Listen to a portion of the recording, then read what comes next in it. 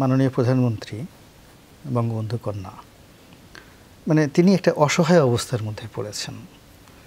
তার এজ, তার অভিজ্ঞতা, তার নেম, তার ফেম বা তাকে যেভাবে সম্মানিত করা হয়েছে, এখন এই জায়গাতে তাকে সাহায্য করার জন্য যে পলিটিক্যাল হাতগুলো দরকার ছিল এই মুহূর্তে,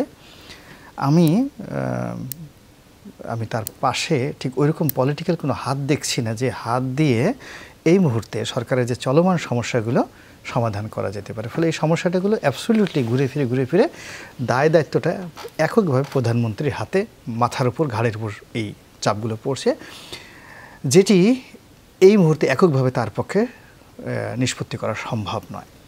ফলে এখন যেভাবে চলছে, মানে ধরুন জনাব কাউসার যেভাবে কথা বলছেন, ওবায়দুল কাদের যেভাবে কথা বলছেন, নেতারা সব কথার একটা ডাইরেক্ট গোল হলো যে যতদিন পর্যন্ত বঙ্গবন্ধু কন্যা আছেন আমরা চোখ বুজে নিশ্চিত থাকতে পারি। কিন্তু তারও তো একটা সীমাবদ্ধতা আছে, একটা লিমিটেশন আছে, সব কিছু আছে। তো সেই জায়গাটা না করে প্রত্যেকটা মানুষই ঘুরে ফিরে তার উপর দায়িত্ব দিচ্ছে, এক।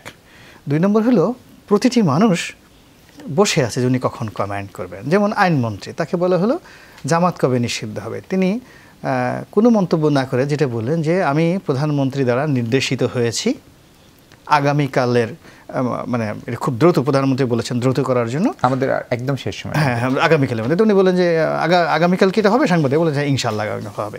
তো দেখুন এত বড় একটা গুরুত্বপূর্ণ সিদ্ধান্ত, এক্সিকিউটিভ সিদ্ধান্ত, সেই ব্যাপারে একজন আইনমন্ত্রী, তার কাছে মনে হলো সে শুধু প্রধানমন্ত্রীর একটা কমান্ড ফলো করার জন্য চেষ্টা করছেন। আসলে এই মুহূর্তটা আসলে সবাইকে অ্যাক্ট করতে হবে, প্রোঅ্যাক্টিভ হতে হবে। তো সরকারের মধ্যে আমলাতন্ত্রে, মিলিটারি সার্ভিসে, পুলিশ সার্ভিসে, রাজনৈতিক দলগুলোর মধ্যে প্রোঅ্যাক্টিভ লোক আমি দেখছি না, যেটা প্রধানমন্ত্রীর হাতটাকে শক্তিশালী করতে পারে। বরং যারা আছে তাদের কর্মকাণ্ড দ্বারা, কথাবার্তা দ্বারা, এই যেমন প্রধানমন্ত্রী বলে দিয়েছেন অনেক মন্ত্রী প্রতিমা দেখলাম যে তাদের তোমাদের জবানে লাগাম টানো, জবানে লাগাম কথা না বলার জন্য। অর্থাৎ মানে তিনি প্রধানমন্ত্রীর আশেপাশের লোকের কথা দ্বারা, বক্তব্য দ্বারা উপকৃত হবেন, তা না করে উল্টে ফেলে তাদের জবানে তালা মারতে হচ্ছে প্রধানমন্ত্রীকে। তা বুঝতে পারছেন ব্যাপারটা, সে কতটা অসহায়ের মধ্যে আছে। তার ফলে সমস্যাটা সমাধান হবে না, বরং বাড়বে।